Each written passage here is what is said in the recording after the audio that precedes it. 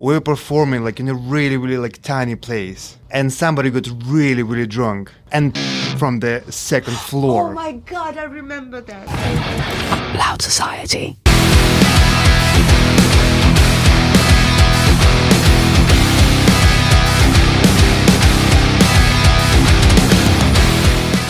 Hey, this is Evil Jared from the world-famous Bloodhound Gang, and I have a question for you. If you had the chance to rename your band, because your band name sucks, what would you rename it? My buddy also has a question.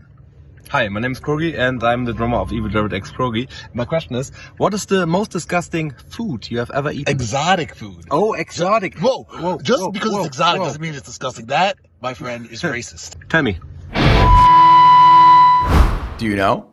No. So for me, it's crazy because I've thought about this a few times because we've almost changed our band name before because we've been a band for so long that it felt like nothing was working, right? It felt like, oh, well, it has to be the band name or something. So there was a name called the American Scream, and it's kind of funny. There's a roller coaster at Six Flags. It's like an amusement park in Atlanta, Georgia, and they have the American Scream machine. And I don't know, the American Scream just sounded cool. It sounded edgy, but it also was kind of dark still. So I always held on to that one. Now you said the American Scream. Maybe I should pick something Finnish, like sauna. That's the only Finnish word known worldwide. And what's the most exotic food you've ever had? I once was in Taiwan. We were on a TV show, and I had just been saying like, yeah, I want to try all the different things. Just bring it on. And they're like, we heard you like to try new things, and we have prepared you a little meal. And there was it was the snake poison, and then the snake saliva, which is kind of the antidote for the poison. So it's like, so you drink this poison, and then you have to drink the other one, so you don't. Them? And I was like, okay, jackass, let's do this. That's crazy. I don't know if anybody. Mine is not that crazy. In Denver, Colorado, in the States, there's a place called Biker Gyms, and they're known for they take their sausages and they make them out of really weird meat. And they have reindeer sausages. They have what was the one that I had? It was bat. So they had bat sausages, and I tried the reindeer one. Was it good? It was okay. Amazing. I think if I maybe wouldn't have told myself what they were, it would have been a lot better. What was your least favorite show you've ever played? Because everybody asks about your favorite show, but I want to know about their least favorite show. And why? Yeah. So the least favorite show I ever played was in Denver, Colorado. 10 years ago, I was on tour with my band and played the show. At the end of it, we were trying to settle up and the numbers weren't right. So the promoter had left already. So then me and the door guy went to go settle up, was off. I was like, dude, let's figure this out. Me and you, end of the night, we'll just stay in here. Me and you just figure out counter numbers. Turns out we did that. I was right. We ended up being all good, getting the money that was owed. And we all did shots, had a great time. Then the promoter calls the booking agency and tells them that I kidnapped the door guy, locked him inside, and wouldn't let him out until he paid us money. It's totally not true. I don't know where he got this from, but he dipped early, took the money. It was this whole thing. So, yeah, that was my least favorite show ever. So, what made you become a musician? I think both of us found each other when we were younger, and we didn't really fit in a lot of other places. And we found each other through punk rock and playing punk rock, putting on shows, DIY punk shows back in Southampton, playing in bands, playing in the scene. And I like to think we found our way up being musicians because we didn't know how to do anything else. And punk rock encourages you, regardless of your skill set and your talent, your ability, that you can do it all the same. And that was good for people like us because we didn't really know what we were doing. No, and I feel like when you're going through your younger life, people tell you all the time, oh, you don't know what you're doing. You'll get to an age when it all just clicks in. And it never did. It never did. The only thing we knew was playing music, putting on shows, going to shows. And it got to a point where Will was in another band, and I had just split up with a previous band. And Will was like, you have to join my band, you have to join my band. And then we pushed on with that, and things started picking up. And we were like, oh, hang on a second. This, I guess, in a weird way, coping mechanism for the condition, the human condition, that's what it was for us at the time, can actually be a thing that could like sustain our living. And so we just pushed on with that because it was the only thing we knew how to do. It barely sustains it. Barely. But it does about. But enough to justify it. It's a way of life, and I do think that there's something to be said about it being kind of a code of ethics and morals as well, being from that sort of world.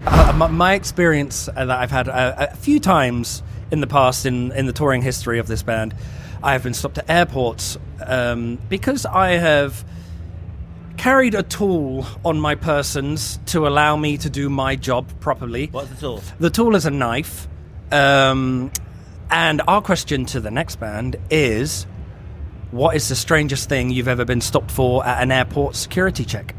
It was actually kind of recently because I have to carry this like weird massager thing for the older I get, like my tendons and stuff needed to, and so I think that, you know, when the guy pulled it out of my suitcase, I think he thought it might have been used for something else, like it was some weirdo toy. And I'm like, no man, trust me, this is for my arm. So that was kind of embarrassing having to explain that one. But yeah, that was probably the strangest thing.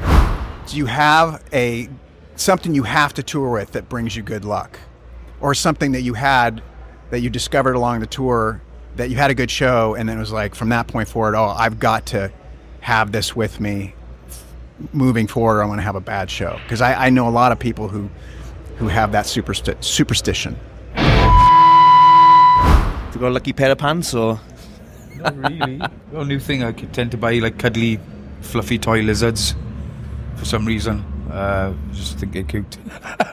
He's got an habit. So we're touring the US, we stop off at a gas station, and Padge comes on with this giant lizard, cuddly toy. Coach, you know.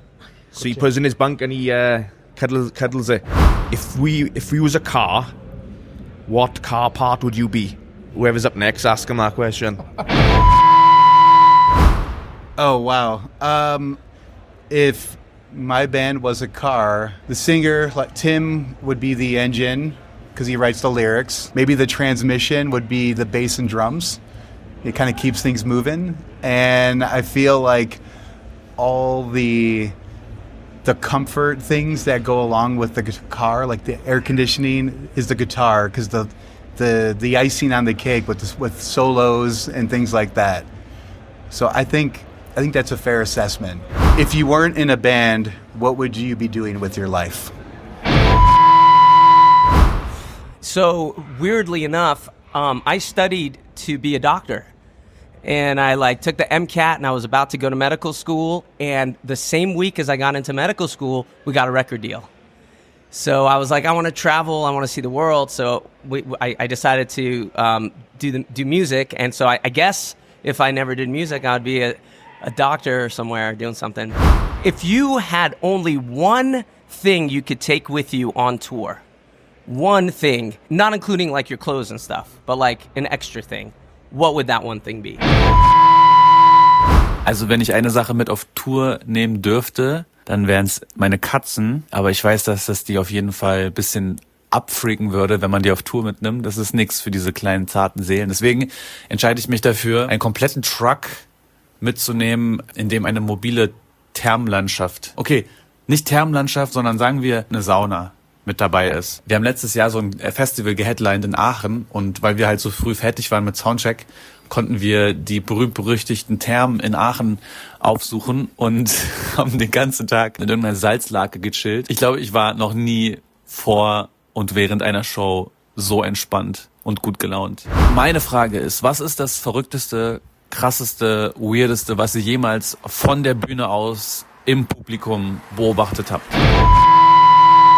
not like maybe crazy, but very touching things when our fans, the Hardkiss family, we call them, they very often do some kind of hearts from paper or some posters or some lights, and it always, when we don't expect, it's always very touching to see Ukrainians somewhere, not in Ukraine, somewhere abroad. And yesterday I saw Ukrainians in the first row when I performed at Wacken Open Air, and they brought their birds from the paper with themselves, with the lines from our songs, and to meet them here, so they came specially to our performance. It was like something incredible. So it was about 15 years ago. We were performing like in a really, really like tiny place. And somebody got really, really drunk and pissed from the second floor. Oh my God, I remember that. That's the craziest thing that I remember. Yes, I forgot that. But that was a long time ago, yes. From the balcony on the audience, yeah. But that was a long time ago, yeah. If there was a moment or something when you were afraid to go on the stage, special like event or maybe festival, or maybe you were warming up for someone, that you were afraid to step that stage and start to do the show? Den ersten Moment war hier bei Wacken tatsächlich, als mein Vater seinen 60. Geburtstag gefeiert hat und er auf die bescheuerte Idee kam, mich mit auf die Bühne zu nehmen, und ich sollte 4 Songs spielen. Und da ging mir richtig der Kackstift. Ich habe fast gekotzt vor der Bühne, weil es einfach so schlimm war und nicht auszuhalten. Und als dann der erste Ton gespielt war alles cool, alles geil, aber das war wirklich ein Moment, wo ich dachte, das kannst du jetzt nicht machen.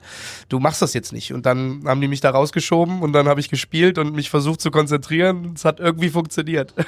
Ich würde gerne wissen, was euer peinlichster Bühnenmoment war.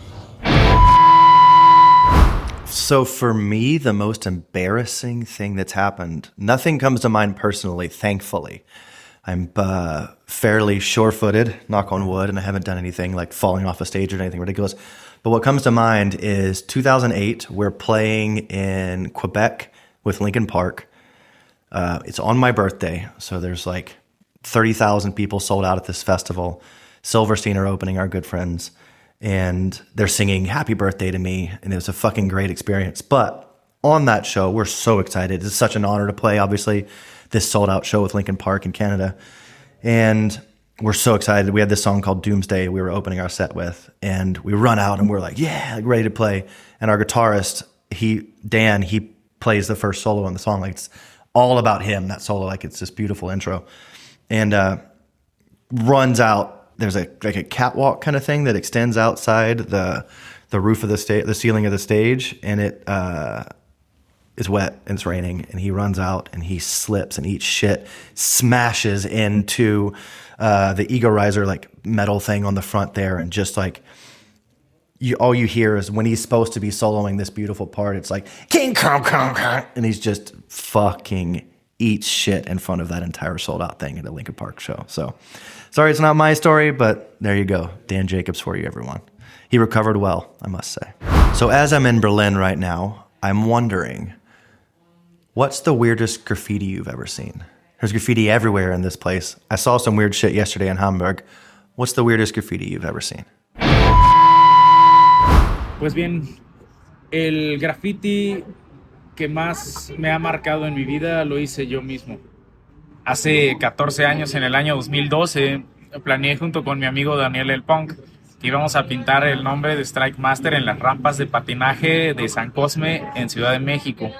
Entonces, me fui a dormir a su casa ese día y pues en vez de dormir toda la noche estuvimos cortando un stencil enorme en el cual cada letra compramos 2 latas de aerosol que era verde fluorescente. El padre de mi amigo, taxista, dijo, pues yo los llevo, chavos. Lo tenemos que ir a las 4 de la mañana, que es cuando menos actividad hay en la ciudad como sea. Hicimos todo el recorte, perfección. Nos dormimos como 1 hora aproximadamente. Entonces, sonando el reloj, nos paramos, nos montamos en el taxi con todo el equipo y llegamos a las rampas, nos posicionamos Y para esto es una avenida muy concurrida, en Avenida San Cosme. Pusimos lo que es el stencil. Empezamos a pintar letra por letra, pero bueno, se venían las luces de las patrullas de policía, se veía azul, rojo, y era pecho tierra. En ese momento sentía yo el corazón pegando durísimo en el pecho. Ya se fue la patrulla. Seguimos rayando, hicimos 2 logotipos, acabamos como unos 10 minutos después y salimos corriendo. El padre, mi amigo, nos esperó en la esquina. Nos subimos con una emoción enorme para esperar los comentarios al día siguiente, porque muchos chicos trashers son patinadores también. Y quedaron marcados 2 logotipos de Strike Master en las rampas, pero a eso fue, yo creo que el graffiti que más me ha marcado en mi vida, dado que lo hice yo. What was the wildest, most embarrassing experience you have had in a tour? I'm embarrassed to talk about a lot of things that happen, but if I'm too embarrassed to talk about it, then why would I say it here? I don't know. But let's just say there was one night. It's not that embarrassing for me. It's a bit, because it was an awkward situation for me, but more for someone else in the band. I woke up in a place, let's just say in a place, and I passed out on the coach. So I was sort of lying, facing towards the back of the coach. And then I heard some like weird noises, and I recognized the voice they came from. And I was kind of like, what's going on? And then, as you know, when you sort of turn around to look what's going on, and then you sort of, before you all the way around, you realize this is the sound of someone having sex, and I know who this someone is. And I couldn't get myself to just, a grown person would say, go somewhere else, have sex somewhere else. But I was kind of embarrassed, so I just lied there facing the back of the couch and listened to the entire, performance. When they finished, I kind of pretended to wake up. It would have been embarrassing. Well, not really that embarrassing. It was probably more embarrassing for me thinking about it, because my self-worth was really shattered that night. And pretending to wake up, just to give them a heads up. It was not my proudest moment, no. I should have been a man and say, can I join in? Maybe. But I didn't. Have you ever, as a musician, asked the question to anyone, do you know who I am? Have you?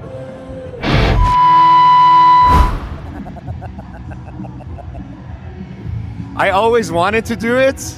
Well, no. The easy answer is no. I've never done it because it's a horrible, horrible thing to do. But I would love to do it one day because it's such a funny situation to be in, and everybody gets super uncomfortable in the situation, and just see how long can we actually push this uncomfortable situation. The shitty thing is, obviously, that I have to toss myself and everybody in the situation under the bus. So I hope that it's a situation I will never find myself in. And the great thing about that too is that's totally in my control, because I just don't have to say that ever, which I will never do. Okay, so my question to the world, the next person holding this microphone, is, would you rather have the world be controlled by giraffes or turtles? Every situation of society, you have to deal with one of these two. Which one do you choose? If the world should be run by giraffes or turtles? That's a good question. Turtles are pretty slow, so that might be, but I like to take it slow, so that might be good. I think the world is evolving too fast, so maybe turtles. Turtles is a good answer, yeah. So my question is, which band do you fear will take your position? Well, there are a lot of amazing bands, upcoming bands. I find it very difficult to answer, but maybe Beyond the Black. What is the worst and best thing that can happen to you on stage? The worst thing for me was that I think I lost a little bit of my tooth. On the show yesterday? Yeah. Yeah. Wow. How did it happen? The mic. Yeah. The best thing was the feeling that we had when between the songs, where I felt that everybody was quiet between the songs, and it was a lot of people, and that feeling that everybody was listening to what you had to say was special. Yeah. It was a great show yesterday. Yeah. We had a lot of fun. Yeah. As an artist, you travel a lot. You get to see a lot of different places, and of all the different festivals and venues that you have attended, which backstage experience is your worst? What's the worst thing you've ever seen and met at the backstage? They're digging for dirt here, you guys. I'm not taking the bait. I'm sorry. We don't really have crazy backstages at all, ever. Just the time that you smashed a chair over our manager's head when we were on tour with Jerry Cantrell. Was that backstage? It wasn't not backstage. I mean, it was off to the side and close to our backstage area. I'm going to call it a backstage near fatality. Sorry. I'm afraid that if I'm honest, I'm going to say that all of the backstage stuff that I've seen that I think is way off base and not good is probably from our own backstage areas. So, and I don't even want to repeat any of that. And there will never be a book forthcoming about any of that stuff.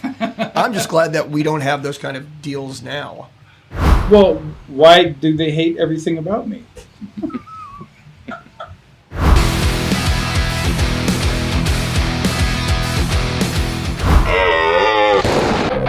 Loud Society.